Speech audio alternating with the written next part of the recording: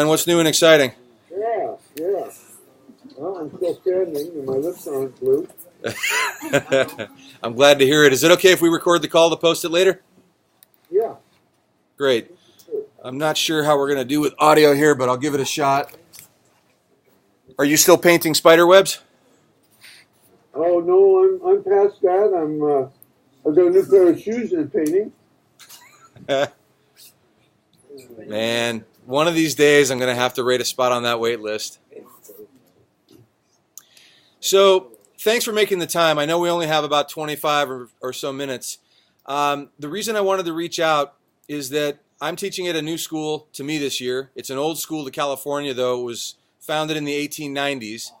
And our students on this campus are really impacted by everything from the way that the educational system works for the industrial age, the way that they are taught to obey and not ask a whole lot of questions, and the way that they are limited in their use of social media and the internet in general. So my arrival in this class has been kind of an interesting wake-up call for them to participate in their own education. And last hour, we just spoke with State Senator Dalen Leach from Pennsylvania. Are you familiar with the senator or his recent linguistic work? He's the fine individual who called Donald Trump a fascist, loofah-faced shit-gibbon, which ordinarily wouldn't be suitable rhetoric either for politics or for a high school English class, but because these are unusual times and they're calling for unusual measures, the senator got online with us after he and I connected on Twitter, and I thought we might ask you a couple of questions about how people use the internet and social media beyond Instagram and Snapchat and Facebook to get things done in the world. Okay. Well, hi, students. This is where you say hi. Hi, Dr. Howard. Okay, it's a little strange because the screen is on the side, so people are looking at the screen, I think. Yeah, I've got you on a laptop. We finally found a use for the textbooks in this course. They're underneath my laptop. How do people use the internet to get things done? You know, I think it's worth thinking about what things were like when the internet first popped up. What was the big deal? What was the new thing that you could do?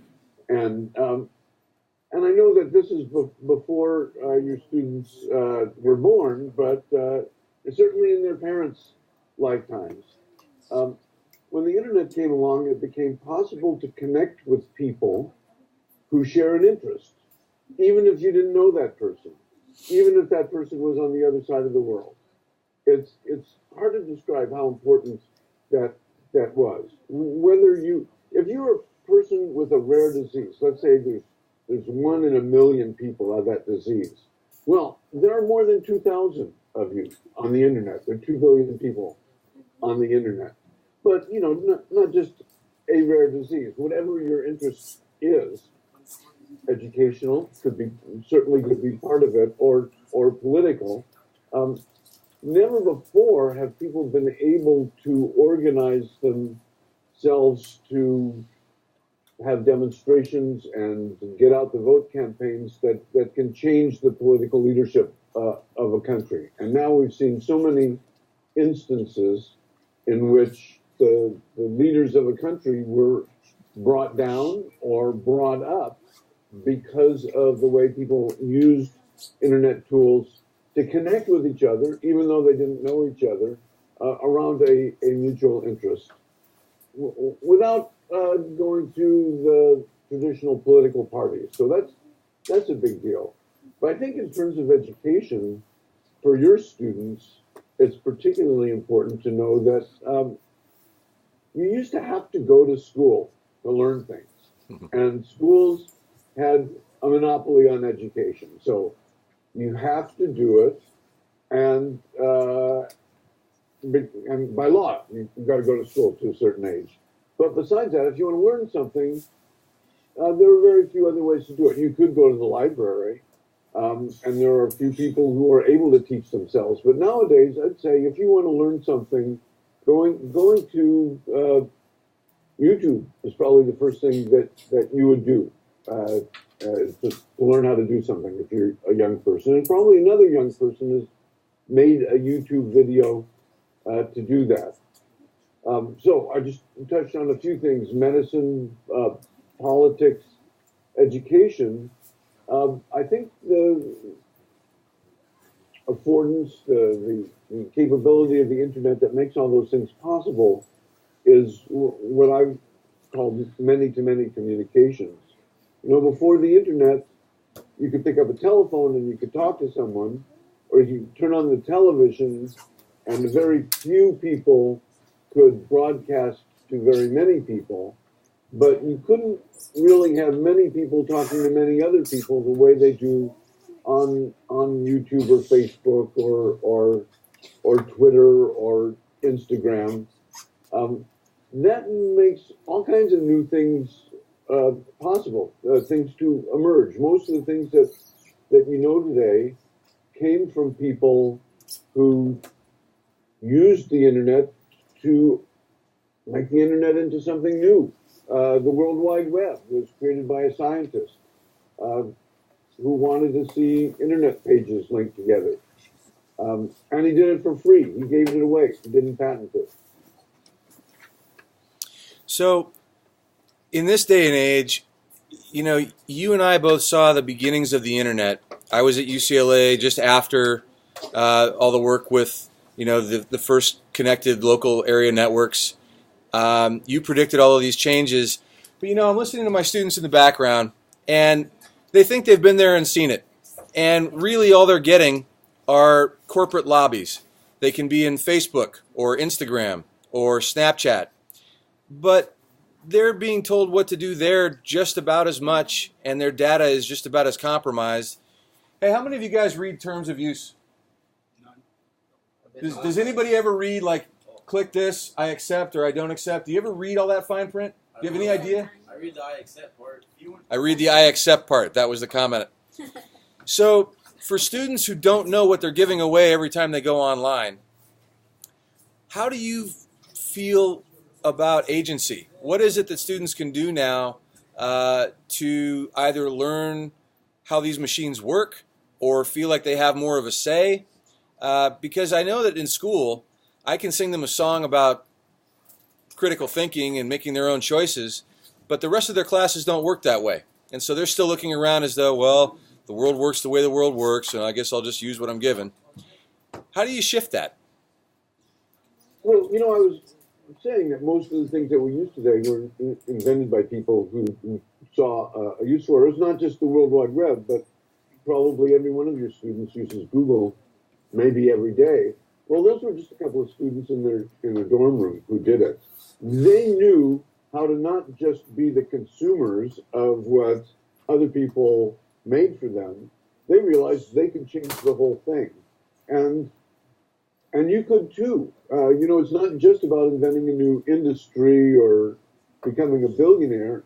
It's about being an agent and participant in the creation of culture and not just a consumer of it. Unfortunately, I think Facebook and Twitter, I use both Facebook and Twitter. I like Facebook and Twitter.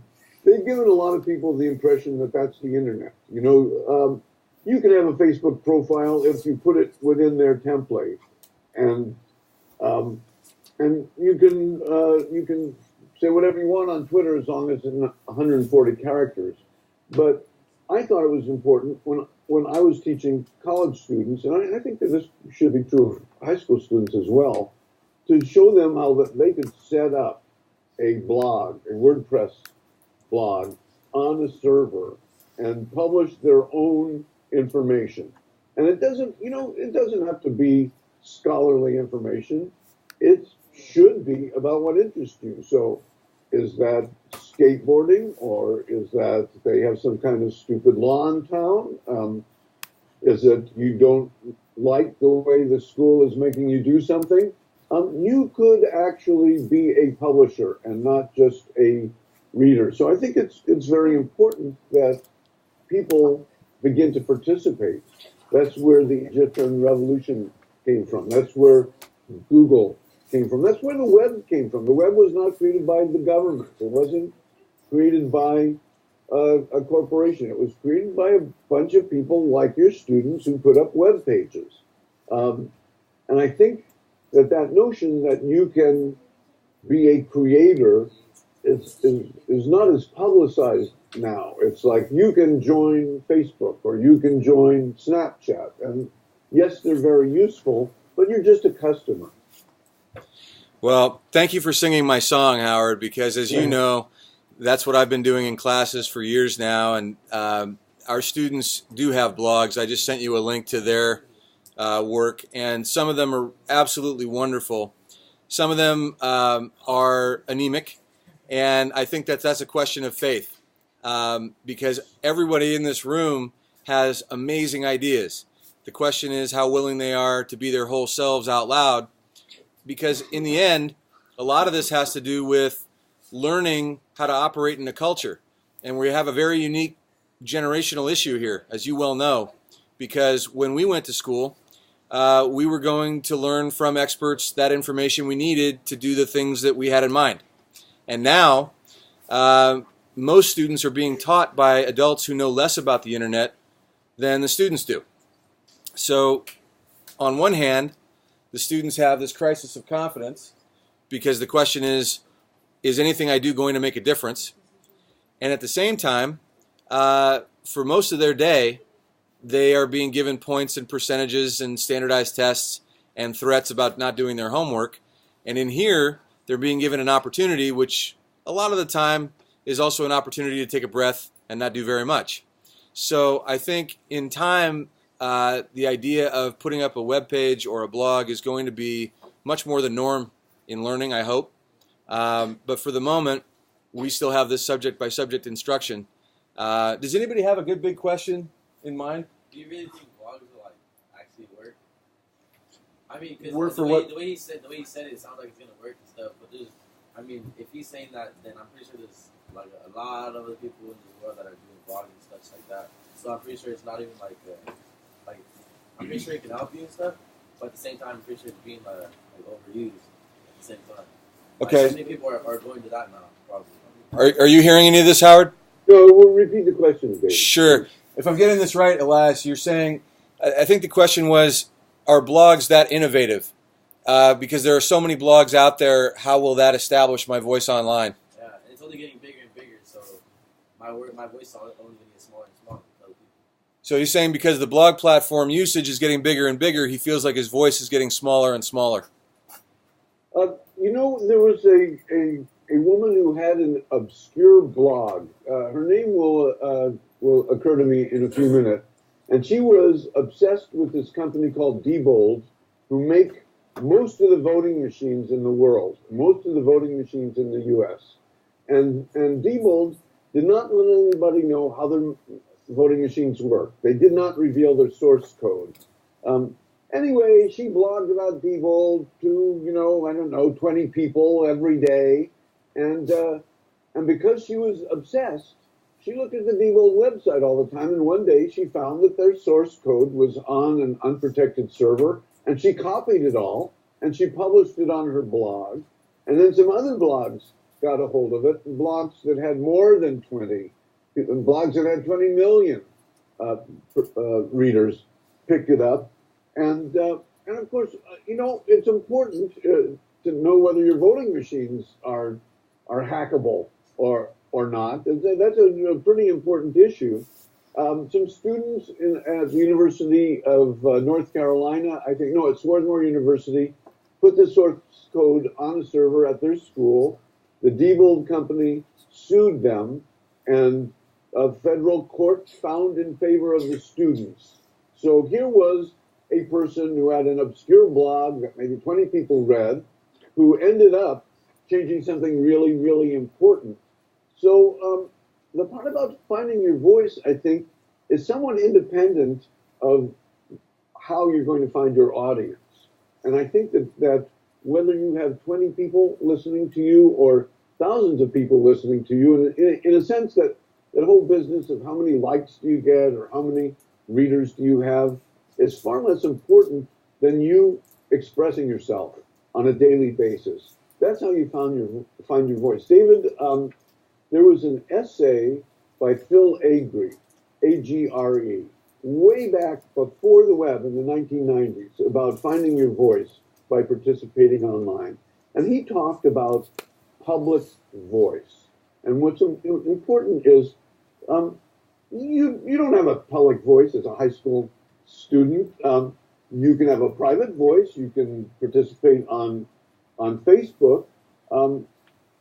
Having an opportunity to talk about what's on your mind and potentially have anybody in the world read it and comment on it and reblog it, that's a process in which you begin to understand that you have agency, you have power. You are not just the reader, you are also the writer.